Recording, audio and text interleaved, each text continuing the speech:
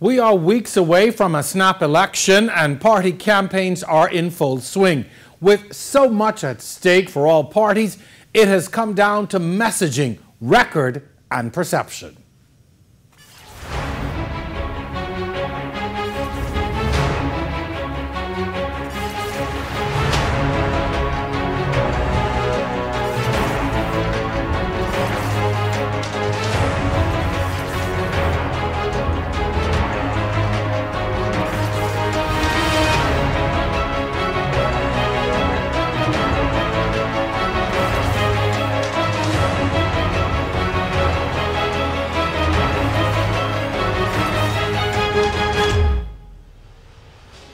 On September 16th, Bahamians will vote for the party and leader they want to govern for the next 5 years. And it will be an historic vote for so many reasons. Hello and welcome to On the Record. I'm your host, Jerome Sawyer.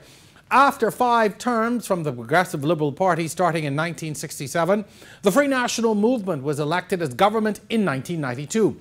Following the 92 election, the FNM was once again elected in 1997. However, since 97, Bahamians have voted parties in and out in a ping-pong type style of governance. We are left to question if this year's election will be the same, or will the Free National Movement be elected for a second term. Overall, Bahamians have voiced major uncertainty about whether they want to cast their votes or if they will cast their vote at all this election season. Tonight, on the eve of nomination day, On the Record, we debate with representatives of the Free National Movement and the Progressive Liberal Party as we delve into a variety of topics. My guests include the PLP's candidate, Zane Lightbourne, and the FNM's candidate, John Pinder. Stay tuned. Our discussion begins on the other side of this break.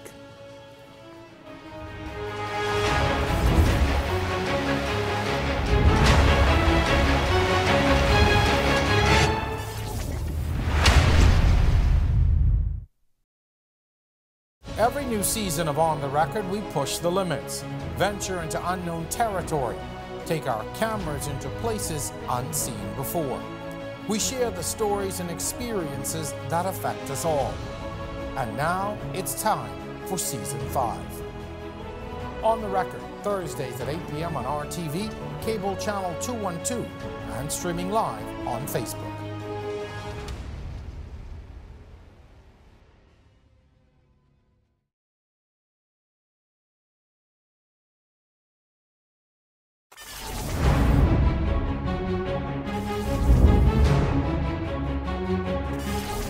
Welcome back to On the Record. I'm your host, Jerome Sawyer. With elections in less than a month, we are challenged with a national vote in the midst of a pandemic. And there is an ongoing debate about the notion of a fixed election date. COVID-19 has changed the election system in ways never imagined. Mandatory vaccinations for those campaigning, social distancing, mask wearing, and much more. My guest tonight on the record, Zane Lightbourne, the PLP's candidate for Yamacraw, and John Pinder, the FNM's candidate for Fox Hill. Gentlemen, welcome to On the Record. Thanks for having us. Thanks for having me. Before we begin, I just want to say thank you for this. When we started this show prior to the last election, this was the format. We were a debate-style show. We obviously had to pivot after the election, but it has been hell to get your parties to agree to have this format. So I thank you for agreeing to do this. We have a very short run until elections, but we thought it important to get some kind of debate going between the parties. A lot to talk about. But first of all, I'm going to give you an opportunity to tell the public who you are very quickly. And why is it that you have thrown your hat, or seemingly will be throwing your hat, into the ring tomorrow at nomination day for your parties? John, I'll start with you. Good evening, Bahamas. My name is John Pinder. I was born in Fox Hill. I grew up in Fox Hill, go to church in Fox Hill. My parents are from Fox Hill, and I have been given an opportunity to receive the nomination for Fox Hill for the FNM in this upcoming general elections. I'm just hoping that I'll get the support necessary. I have always focused on trying to take Fox to the higher heights, and so I have actually built a plan. I have a brochure that I will be giving to every house in Fox Hill for them to have that brochure. I want them to scrutinize the brochure, look at it carefully, hold on to it for the next 5 years. So when I come back asking you to re-elect me, I want you to mark me on that brochure. And if I pass, then I expect you to re-elect me. So it is my pleasure to be representing the FNM. At this time, I felt as though the Prime Minister and his cabinet and the government did the best they can under the circumstances. The hands have been dealt them, and I believe that I can help to bring some level of strength and support to the FNM party. Okay. Zane?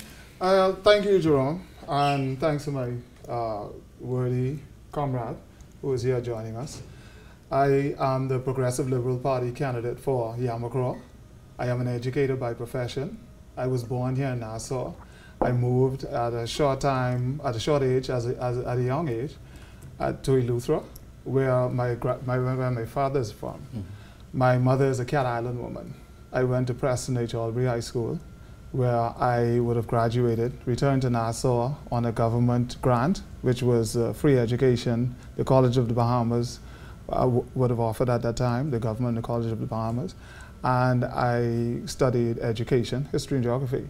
I became a teacher, a unionist, because I wanted to represent my colleagues who at the time needed solid representation. They were some of my mentors, former teachers of mine, who were really abused in their minds. And according to the law, that things weren't done for them that should have been done in terms of their proper reclassification and confirmation and back pay. And so I chose to represent them. Since then, I've been a labor advocate. I've represented on a national level. And I think that my skills in representing people and also the training, the knowledge, and education that I have has caused me to move into a higher level of service to people, which is politics. All right. So, gentlemen, let's get into the nuts and bolts of it now. Many individuals would have been speculating for months that elections were coming, that we were having an early election. A week ago, that came to bear. Elections were called. There were complaints from members of the public about not having enough notice, and that led to some not being able to register for whatever reason. Is it time now for a fixed election date? Zane, I'm going to begin with you. I think it is. That was a promise that was given. And I think that it's going to be very difficult to sell to people that I made such a big promise and then I blindsided you. Not only that did I not set the date as I promised, or I didn't give you notice so that you can go to the polls and exercise your right, or register at least, so that you can go to the polls later and exercise your right. I think that that is a slap in the face to the Bahamian people, because had you been considered their best interests at heart, you were the one who continually told the press that elections are in May. They asked you if there are any indications of a snap election or possibilities, and you continually told them that elections are in May, elections are in May. People did not respond at the time because they thought that they could trust you, even though you would have not or betrayed that trust numerous times. And I just feel like that is a slap in the face to Bahamian people, and they will, through their persons who did get registered and the persons who saw what happened, they will respond, because that is not fair to them. John, is it time for a fixed election? Certainly there will be a fixed election date. The Prime Minister promised that. It's unfortunate that it wasn't done when we thought it should have been done, as released to the general public. But yes, the Prime Minister does have in mind that there will be a fixed election date. He'll make that announcement very soon as to how he'll go about causing that to still happen. It's unfortunate due to the pandemic. The elections have to be called based on the advice coming from the health official at the best time. This thing is really getting out of hand, and they have to put some very strict measures in place to control it. And so all the protocols have been put in place for a safe election. At this time, they felt as though this is the best time to do elections, and the Prime Minister, he's satisfied that the country is safe enough to do election now. We don't know what's going to happen a little later. John, I have to ask this then. Should the FNM be returned and a Prime Minister returns as Prime Minister, can we look forward to tighter restrictions? Are some things going to change? Should he be given the opportunity to govern again? I'm sure the Prime Minister will take the advice of the health experts as to how best to keep the Bahamas safe. See, his whole thing is about safety. And that's why it's very fortunate for the Bahamas to have a doctor as the Prime Minister at this time. He looked at saving lives, not necessarily law. He looked at what is best in the interest of Bahamian people to save their lives. And so the competent authority had to kick in there just so he could save lives and protect Bahamians. And so yes, I'm sure whatever the health experts advise him on, he would have to implement to save lives. Zane, I'm going to ask you this question because it has been, I've seen it said in some places that there is a belief that should the PLP win, restrictions will be relaxed and some things may happen differently outside of some of the protocols. Is that the message that your voters or your potential supporters are receiving? As Prime Minister, Philip Brave Davis is one who listens and not play games with the Bahamian people's lives. What Mr. Pinder said just now is really contradictory because the Prime Minister has the doctors, nurses, physician consultants, they're all up in arms saying that this is not the advice that they have been given. We have doctors who were saying that from day one, that they did not give advice to lockdown islands where they had 0 cases and to completely restrict those persons. So it is actually the opposite of what you expect with a doctor at the helm. And if Mr. Philip Brave Davis, or when Mr. Philip Brave Davis becomes the Prime Minister, he has already begun consulting the doctors, the unions. As a matter of fact, the unions and doctors, nurses that would have agreed under their umbrellas to the Progressive Liberal Party because it's a party that listens, it has a leader that listens and has the best interests of the people at heart. It's not a sham, and you can take his word for it in his personal life and his professional life. Gentlemen, let's move now to some trade union issues. The National Congress of Trade Unions and the Trade Union Congress, who represents about 200,000 workers, signed a memorandum of understanding with the Progressive Liberal Party just yesterday, committing the PLP to ensuring the long-standing union issues are resolved and the function of the United Unions continues in the best interest of workers. Zane, I'm going to start with you on this question. Why did the PLP think that this move was necessary at this time? The unions have called for it. They gave all parties an opportunity to look at what their complaints were. We have all the unions up in arms. Their issues are real. The people are hurting. And if you look at some of those issues, Mr. Pinder knows very well that those issues have been at the level of conciliation, tribunal, and even Supreme Court. I myself, as a trade unionist, as the Secretary General of a managers union, have more than 100 cases in the Supreme Court that could not be solved at this level with the government. And therefore, that is an indictment on labor relations and on good labor relations. So the parties that believed in being labor friendly believed that that document had to be looked at. If the unions would have said and expressed that they had concerns, then any caring administration or any caring body would take a look at their concerns and look to alleviate them and satisfy them that they have the interests of the workers who they represent at heart. John Pinder, the FNM's response to this, it would seem as if the unions have lined up behind the PLP based upon the statements coming out of that press conference. I can guarantee you none of those union leaders consulted their membership before they made whatever agreement has been made. Let me tell you this. In 1976, the government was the PLP who made some memorandum of understanding back then that they did not live up to then. So I don't know why people believe they live up to this one now. Listen, the government of the Bahamas today done the very best job they could with helping workers in this country. Not one civil servant was laid off or lost 1 penny, and we didn't wait for 11 months. When we went back to work, we went back to work for half days or every other day. Not one person lost a penny. Persons who don't pay 1 dime into NIB for unemployment assistance, the government sent $20 million there to help them with the unemployment, they don't pay for unemployment benefit, to have unemployment assistance. This government showed they love and care for workers. People had to be fed because of the pandemic. They were not making any monies. So the government did what they had to do to ensure. Unions, but if you look at the persons who signed that, including him, PLP candidate, a wannabe PLP candidate, a one who always opposed the PLP, they are union leaders who support the PLP government. So they are trying to see how they get their party in power. And then I'm beginning, and he said, you don't ever sell yourself out to a government. So I want to challenge you on a couple of things there, Mr. Pinder. There are a lot of outstanding union issues in the country. The medical staff walked off the job last week over not receiving honorariums. There's the threat of a national strike. Union leaders came out in heavy support of the Bahamas Electrical Workers Union last week, walking off the job, the government even being accused of having a dismissive attitude towards addressing the issues that concern workers in the country. There have been a lot of issues that have played out in the public with the workforce. How do you respond to that? I mean, I've heard what you said about what the government did, but there are a lot of issues that are affecting workers that seemingly are not being addressed. Okay, so let's look at why the nurses walked off a job or upset. Nurses and other workers now, not just nurses. Nurses and other workers. Medical staff. Listen to me. Let me tell you how it works. So the Bahamas can be educated on this. Unions fashion industrial agreements. When there's a breach in an industrial agreement, then you come, you file your trade dispute, you do what you have to do.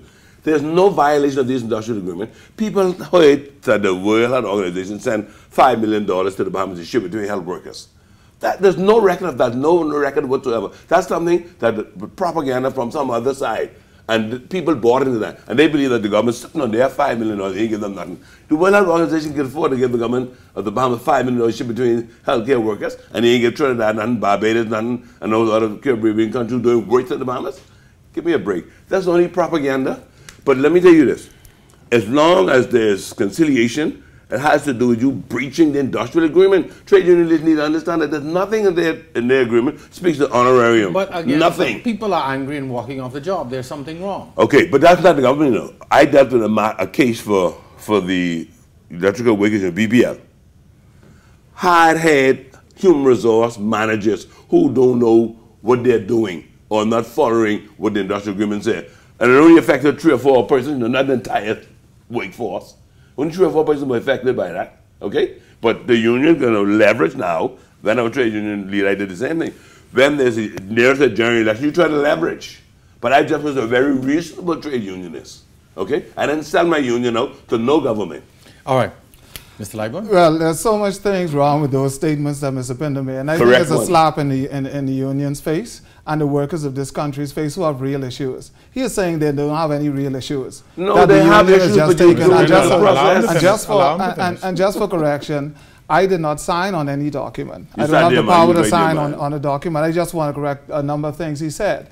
The unions actually, I don't know how Mr. Pinder would have played his role as a unionist. I'm a real unionist, and the persons who represented there, they are from all across the political divide. And if he had taken a look at the pictures, he would see that some of them are even card-carrying FNMs. They have agreed that their issues that they represent for the Bahamian people are serious enough that the parties, they named 2 parties that responded. One was independent, one was the Progressive Liberal Party, and said, these are real issues. So to say that these people ain't got no issues and the unions just jumping up, I cannot believe nobody that Mr. said that. I would never have said represented the unions at such a high level to be the president of the National Congress. I can't let you get it. But I didn't say that. I said you have the Mr. Pinder, I can't let him get it. And then to come back and say during election time, unions always pull this because he is pull it, and that was his motive. Now they can see the type of person that Mr. Pinder is trying to present as a leader. 15 years as president. Gentlemen, go ahead quickly. That is unacceptable to say. When it pleases you, when it satisfies you to get an agenda, you just do that because it's not genuine. It's unfair. Gentlemen, that music means we've got to go to a break. Our discussion continues right after this.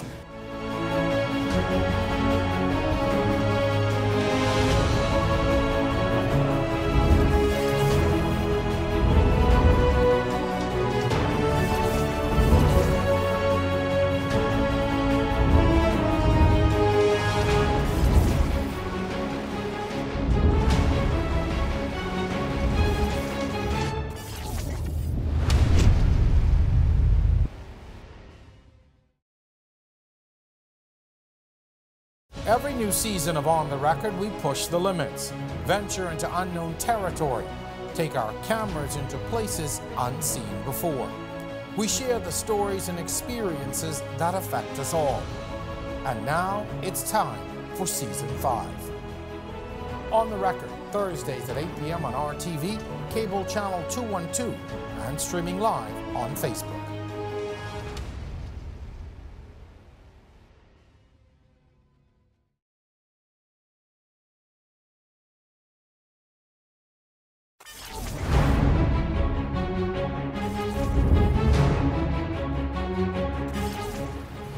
Welcome back. You're watching On the Record. I'm your host, Jerome Sawyer. Tonight we are here debating with candidates from the Free National Movement and the Progressive Liberal Party.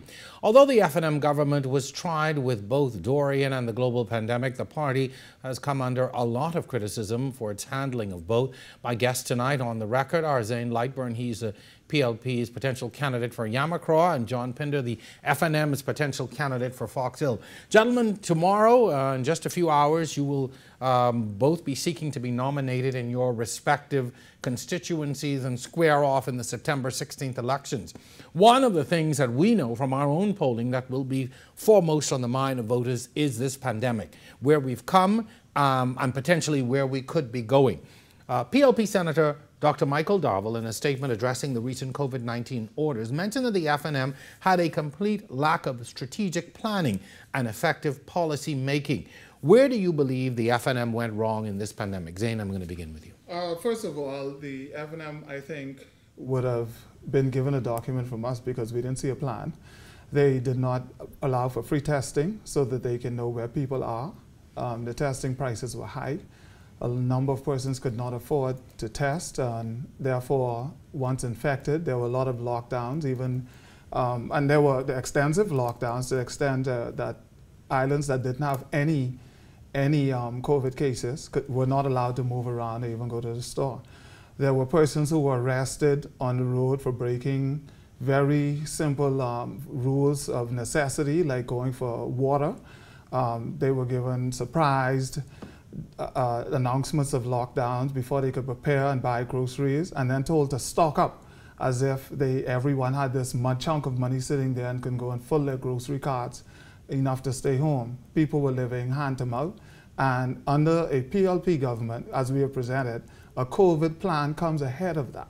We already have the plan that has for testing, isolation, securing of all of the necessary equipment, listening to doctors, listening to the advice of the health professionals to make sure that people not only adhere to what's best for them, but they can listen to their doctors into the next move for them and their families.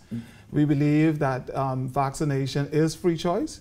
It shouldn't be pushed on anyone. However, if there was a campaign that would have been done for information and to teach people and inform them of proper protocols and the way the dangers of the vaccine compared to the benefits, the dangers of catching COVID, or the negatives and the positives, then everyone, I think, would make the right choice. Our country would be much more ahead. John, I'm going to ask you now to respond to that, to the criticisms that your party lacked a complete strategic plan and effective policy making as it relates to COVID-19. So first of all, I don't know how the PLP could have had a plan in the great United States, Europe, and all those other countries. Nobody knew. There's no blueprint to handle this pandemic.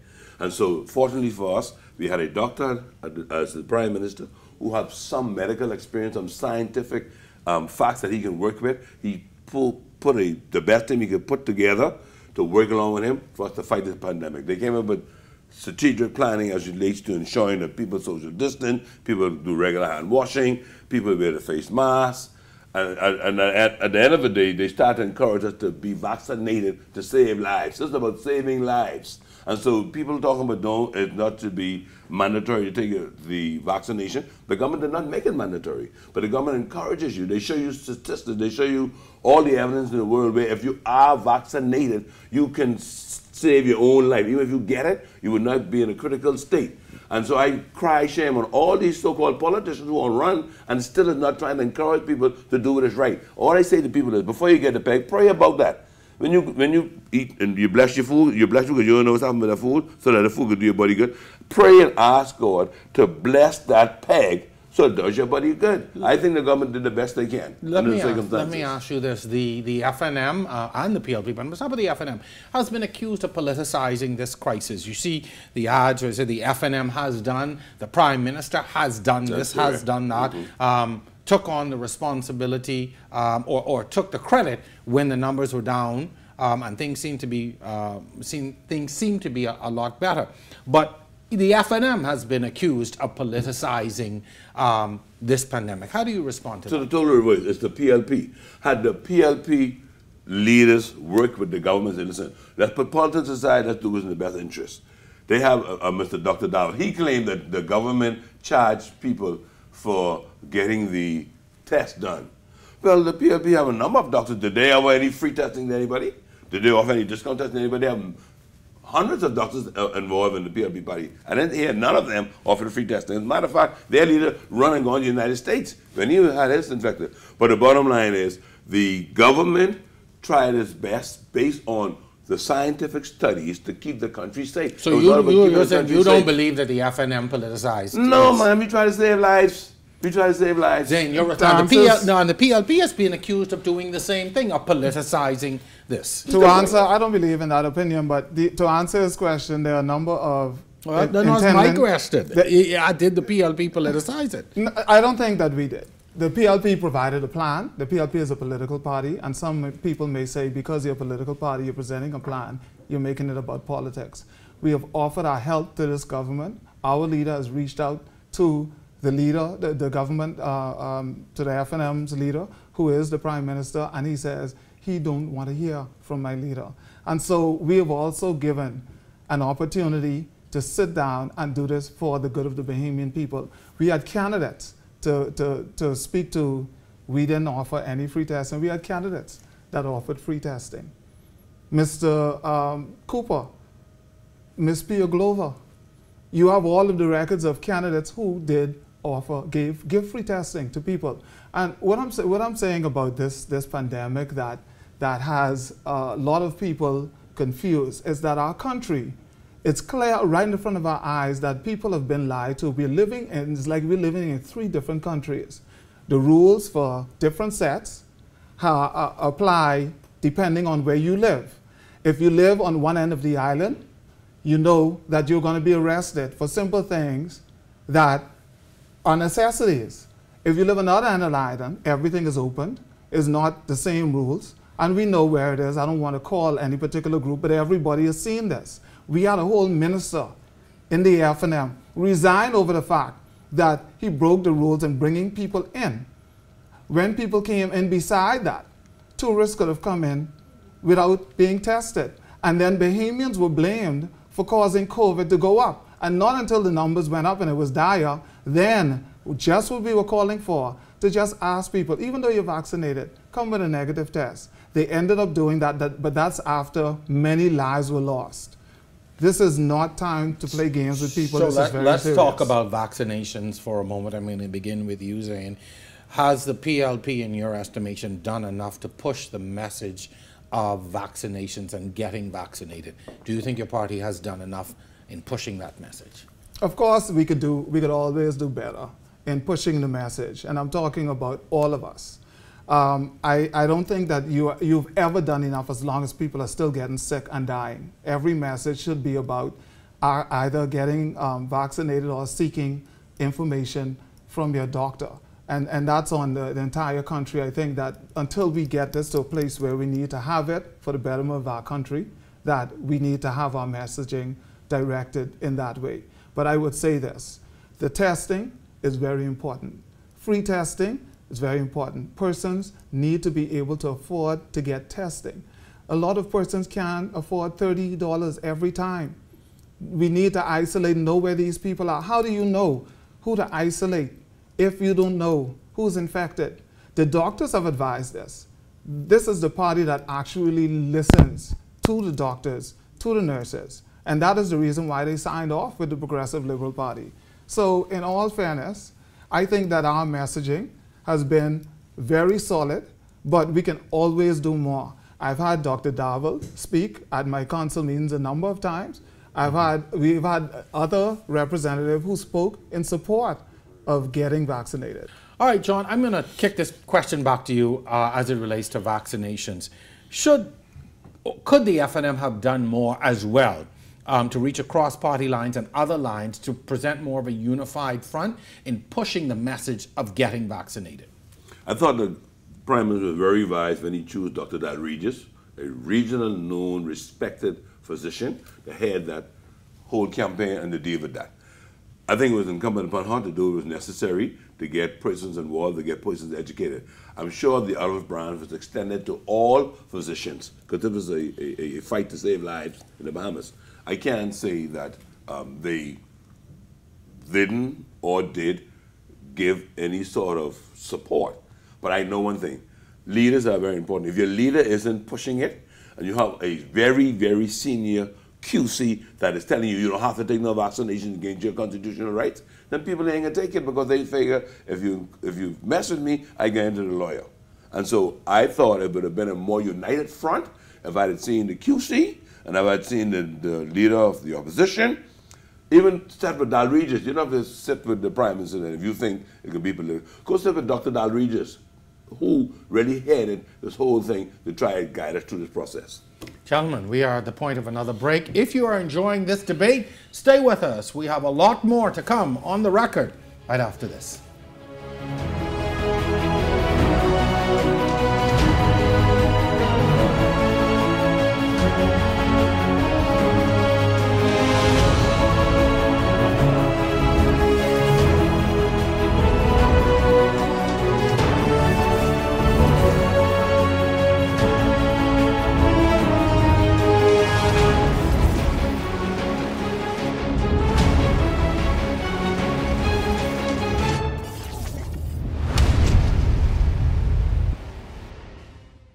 Every new season of On the Record, we push the limits, venture into unknown territory, take our cameras into places unseen before.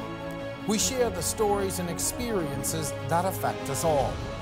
And now it's time for Season 5.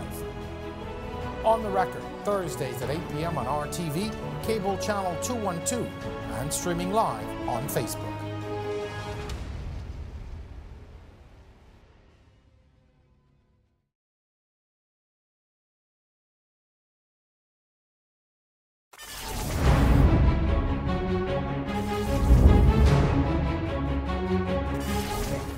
Welcome back to our third segment of On the Record. I'm your host, Jerome Sawyer. Tonight, we are here debating with candidates from the Free National Movement and the PLP. With the recent surge of COVID-19 hospitalizations, death, and COVID cases, the public health care system is collapsing. It's really, really a sad day for us. As COVID-19 cases, hospitalizations, and deaths in the country soar, President of the Consultant Physician Staff Association, Sabrina Pinder-Butler, says a video that went viral over the weekend offered a glimpse of the grim situation that patients and healthcare workers at Princess Margaret Hospital are facing. If your healthcare institution is failing and is about to collapse, which I think is where we are right now, I think that we need to do a better job. The video shows 8 patients covered by hospital blankets crowding a small porch of the critical care block as rain pours down. Some patients were in beds while others sat next to oxygen tanks. Nurses and doctors have left for better opportunities, and others have said they are exhausted by the working conditions. My guest tonight, Zane Lightbourne. He's the PLP's potential standard bearer for Yamacraw. John Pinder looking to get the FNM's nod for the Fox Hill constituency. Gentlemen, our healthcare system is in collapse. That is an indisputable fact, okay? Zane, I'm going to start with you. Should the PLP win on September 16th, you are in charge effectively September 17th. What is the PLP's plan to address the situation? It's not going to go away with Election Day. What is the PLP's plan should you become the government on the 16th of September? Well, the PLP is totally prepared to lead on day one, and that is why we've been training for this moment. We realize that there is no honeymoon period and there is no rookie and novice period for you to just practice. People expect leadership and they expect quality leadership. The doctors and the nurses have engaged us through their representatives. They're the ones who would help to lead this country out of this crisis. The things that they were asking for, they will get under a PLP government. Mr. Davis has given that commitment. What they have asked for has been ignored. They can't get meetings. They are not in consultation meetings with the government, maybe a few, but not the representatives and the majority, and that's why they're walking off. And therefore, we are going to make sure that, number one, those meetings happen. Number two, We have to expand our healthcare facilities. We definitely would not at this time spend $20 million on a sidewalk. Money needs to be put into our healthcare system because the quality of any progressive nation depends on how our healthcare system operates, our education system operates, and how our economy is doing. This is the focus of the PLP government coming in on day one. And that's why we have looked at everything, not in isolation, but working together. We are in consultation with the experts. We're in consultation with the unions. We have all the economic experts with us to make sure that we can afford to do what we say we're going to do. And that's how we plan on getting out of this on day one. The travel visa, I have to say something on that also. Things like this, just mentally, it's wrong. It's been exposed. It's unnecessary. It's a burden on people moving back and forth, and even people who want to get where they can get proper health care or even care of family, they can't afford to do it because there are a lot of things that burden them under this government, including that unnecessary healthcare visa, which we will end. John Pinder, responding to all of this. One, we've got a healthcare system that is in crisis and in collapse. Should the FNM be given a mandate to return to office, what are you going to do differently? What changes can we expect? And of course, the PLP is saying they're going to do away with the travel visa.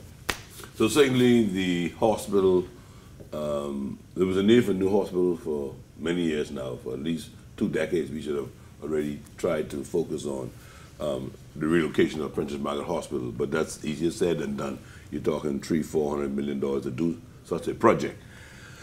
I think the government is doing its best to try and upgrade as best they can in the present circumstances. The capacity as relates to inpatient care is there. They never anticipated us having this type of pandemic that would have caused the capacity to be challenged, and so there is a challenge in the healthcare system. As relates to the road works that's being done, hey, the government was very wise in trying to jumpstart the economy again. Only person who had the economy afloat during the pandemic was the civil servants who were receiving a salary. So sometimes you have to do something to cause there to be some level of stimulation coming into the economy. So they started the sidewalk project, okay? That never ever hindered the healthcare system from being able to continue to function effectively as it relates to them having the necessary equipment and whatever infrastructure was necessary. It was there. It is just that, again, that some of the healthcare workers were expecting some bonuses that they did not receive as yet. But the government has promised to pay them, and they will be paid. And I'm so glad to hear the leaders of the opposition say it, that it's never too late to do good. It's never too late to do good. This government will do what they say they will do for these people. And so when it's done, I hope I don't hear no cry, but be behind the election. All right, sir. Let's move forward. In May of 2021, some 49 nurses left for other opportunities abroad or retired. What is the plan to retain and even attract, or is there a plan to retain or attract healthcare workers? And not just in, I mean, we talk about 50 nurses, but you have doctors, you have other medical professionals who've just said enough. They've either gone to other countries or they've gotten out of the profession. Is there a plan to try and retain and attract Bahamians to this industry that is so desperately in need of them? To be honest with you, it's because of the strength of the training of nurses in the Bahamas that caused them to be offered jobs other parts of the world. The nurses in the Bahamas are some of the best trained nurses. We have one of the best training But that programs. doesn't help us if they're going elsewhere, Mr. Pinder. No, but you can't. I have a niece who left long years ago. She's director of nursing up at one of the hospitals in Atlanta. Had nothing to do with the crisis. She's been going about 10, 15 years now. They go for higher salaries. There's only so much the government can do. Now, people talk about pay more. For you to pay, we have to tax the people more. So all of the successive governments, PLP and FNM, was wise enough to try to give, where they can, some scarcity allowance in some areas where we have a scarcity of a profession. The nurses were able to get the health insurance. They try to do the best they can to appease these persons, but to say match salaries with the United States, Canada, and other parts of the world, it's going to be very difficult for us to do that. But I know they're doing the best they can to try to appease the health professionals so that they can stay at home. Zane, if the PLP is elected, day one, you've got a dwindling workforce in the healthcare system. How do you plan to address? Jerome, you have to treat people better. If you are listening to the voice of these nurses and doctors, they have been working for years. As Mr. Pinder said, And that was the reason that they did the job, because they had a passion for it. It was not all about money. They are disrespected. Their voices are not heard. They are not getting the equipment that they need to work. They are not getting the meetings that they are requesting. They are being promised 3 times these increments when it doesn't even amount to $5 million. But again, you can waste money, $200 million here, $20 million there, and they're seeing all of these things done, and you have promised to pay them and have not delivered. How many times after the 3rd time being promised, they decided that we are taking no more. This is not a large amount of money we're asking for, and you promised it, and you're not meeting with us on it. You're not consulting. And so if we're going to retain the workforce in any sector, we have to treat people better. We have to listen to their needs, their voices. They have families to take care of. They deserve that respect as professionals, and we need them now more than ever. So yes, we do have to pay more, and we waste money in some areas, so we don't have to give more taxes on the people. As a matter of fact, the PLP will decrease taxes on the people, because we don't want that 12% VAT to go on day 1 when we come in, immediately take over. We have vowed to decrease that to 10%, because that relieves some of the burden, the economic burden on people. And I say this, talk to the doctors and nurses. Speak to people. Stop speaking around them. Stop speaking through the press to give them a message. When you've given them promises, come back to them and at least consult to them. Come to the conciliation table, deal with their labor issues. That is the first thing. They're not walking off because of pay. They're walking off because of disrespect. Gentlemen, we are going to take a quick break. I want to pick up on something you mentioned there with a reduction in VAT. We also want to talk about the economy in our final round. Stay with us. On the Record, we'll continue right after this.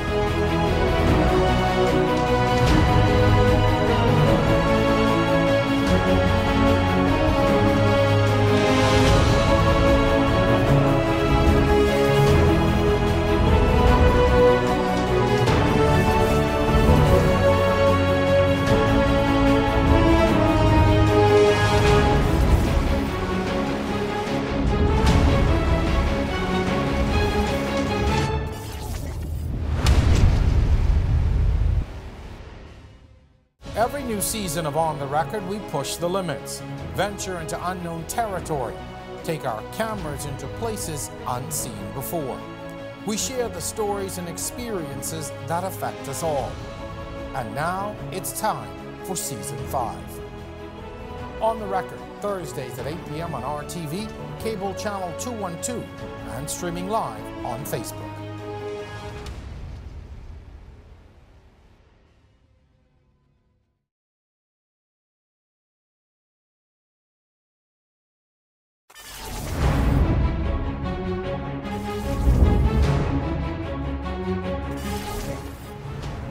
And we are back. This is our final segment of the night. You're watching On the Record. I'm your host, Jerome Sawyer. Tonight, we're in the midst of a debate between the candidates of the FNM and PLP. The COVID-19 pandemic has revealed the flaws of a tourist-centered economy, posing questions to current and future leadership about the future of the Bahamas' economy. With debt rising, the cost of living skyrocketing, and seemingly a brain drain, the next government term has a lot to think about. We'd like to welcome our 2 potential candidates back. Let's begin, though, by talking about the PLP's proposal to reduce VAT, as you said, from 12 to 10%. In looking at this from an economic perspective, where would the PLP government then make up that shortfall of the 2%? Okay, thanks. Very good question. When VAT reduction, the concept of VAT reduction was suggested, and then we implemented it. It was based on all of the economic models from our experts. We have Chester Cooper, who's brilliant. We have Michael Akitas. We have a number of persons in the chamber and employers, Confederation, who would have given advice. We also had a plan in the National Development Plan that was put together from all of the parties in the last administration that was shelved by this administration. I would say that the reduction of VAT, releasing the burden on people, as I said earlier, is definitely the way to go. People become more excited or less worrisome about spending because they have to pay more in taxes. And it's a model that has been proven to work over the world. If you set the bar too high, people will find ways not only to try to get around it, but also they would hold on to their dollars longer because tax prices are too high. So it'll increase spending and generate some more excitement about spending.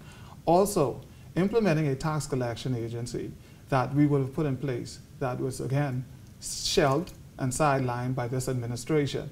We couldn't account for the proper collection of taxes. We are going to go after those that owe. There are a lot of rich persons that don't pay taxes, and that is where we will satisfy the shortfall and reduce VAT to 10%.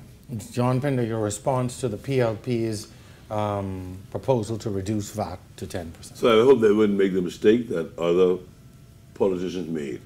When you're campaigning, you always believe that you have the answer without being able to see.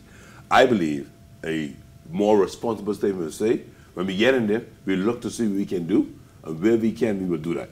Because definitely if you take 2% away from VAT right now, you have to find a way to recoup that and have another stream of revenue to cover that. When it comes to taxes, no government wants to burden their citizens with taxes. But do you believe the 12% was burdensome on the Bahamian people? It was unfortunate that the government had to do that. When the government was campaigning last election, they didn't know there was going to be $680 million worth of bills due to be paid.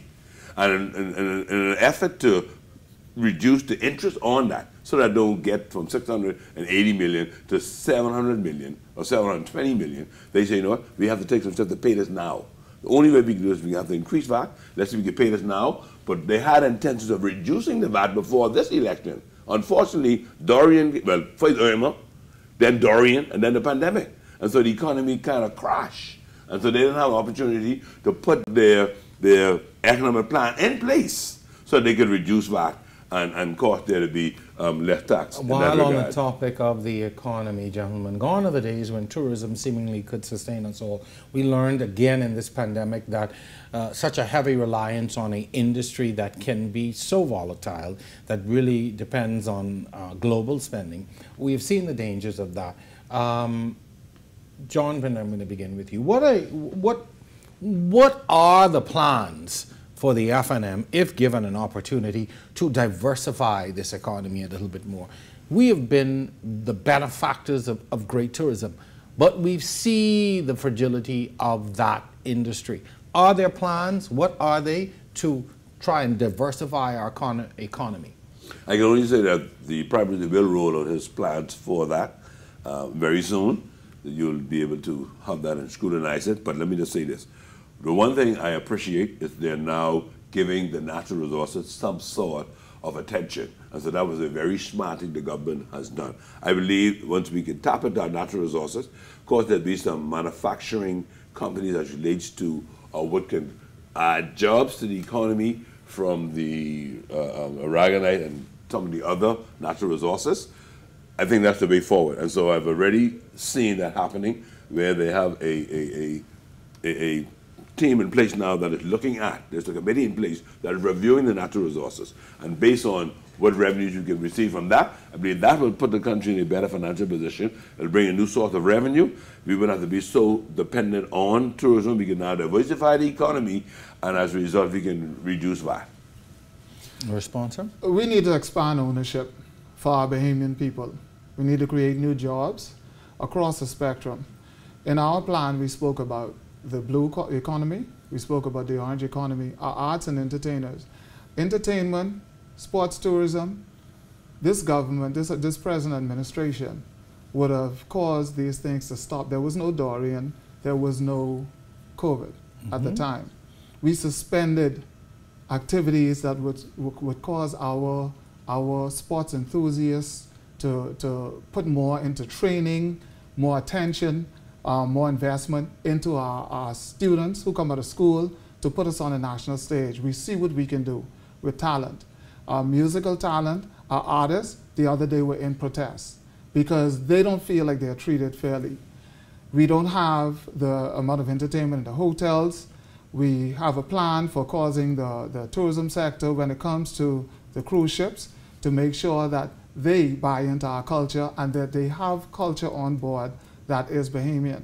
in our blue economy when you talk about our marine industries. Our industries are very below their potential in speaking about tapping into what they can do for Bahamian people and generate revenue. We have to tap into all of these ships that are registered here. We have to tax them properly. All of the other yachts that come in, the many marinas. We have to look at all of our marine resources, including fisheries, and how we do that, and improve that, expand opportunity, give to our entrepreneurs an opportunity to build within the country. Okay. Have small business expanded. That is the focus. We've got to move forward. This final question really is an issue that has surfaced, I would say, in the past week or so. Around New Providence, we are littered with red and yellow signs from both parties. Across social media and even across the waterways, people have complained about that. Zane, I'm going to start with you.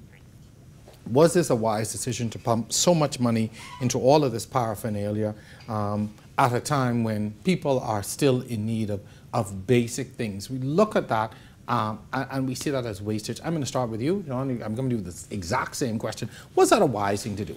There was an assessment on how much paraphernalia we would need to respond when election is called.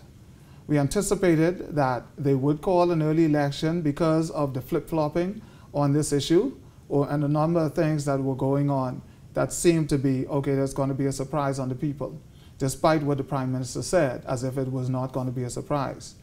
When we spent on our paraphernalia, that was for a particular, and it has not changed, we did not increase it, and that was a response that we didn't do anything different this time. What happened was we had some very enthusiastic workers, and in certain areas of high traffic, they would flood those areas with those yard signs, because this is the new concept rather than just the stickers on the poles in every lamp pole. And so when you're in high traffic areas, you would see it littered with the gold, you'll see it littered with the red, and that is because the workers who are out there, we had to go back and tell them, hey, stick them on the pole, don't do so much.